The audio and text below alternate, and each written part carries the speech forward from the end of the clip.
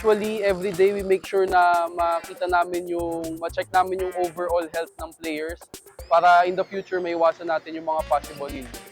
Kailangan make sure namin na healthy yung mga players namin on and off the court. Ako si Jay Banyes, isa sa mga physical therapist ng Nueva Ecija Rice Vanguards. I'm Dave Vergara and I'm a physical therapist dito sa Nueva Ecija Rice Vanguard.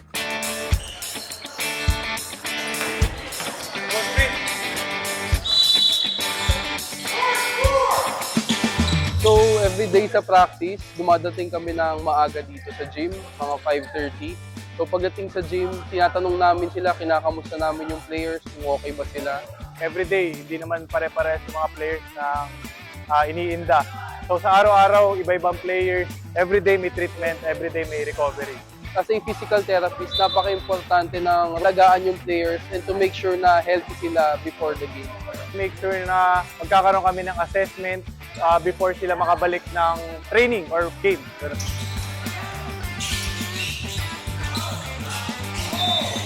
Pagka may injury yung players, make sure namin na fully healed sila and ready sila to play. Sa mga injured players natin, kailangan din silang tutukan off the court. So hindi lang during practice, kailangan minomonitor din namin sila kahit nasa bahay sila. Binibigyan namin sila ng home exercise program.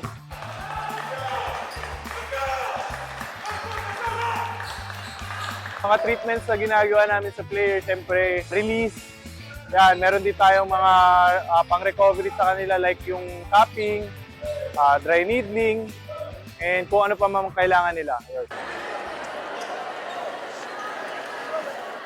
During game, kapag may nai-injure or may nag-occur na injuries, kami yung nagko-conduct ng first line of medication.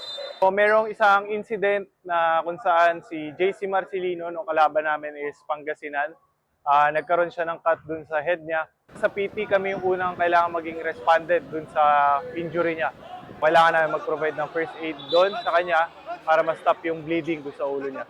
And good thing naman, nakabalik siya nung second half.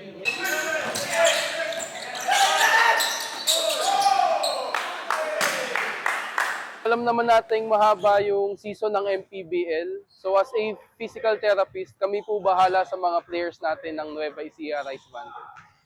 Mga Novoeciano, huwag po kayong mag-alala. Kami po bahala sa ating mga players. We will make sure po na all throughout the season is healthy po sila.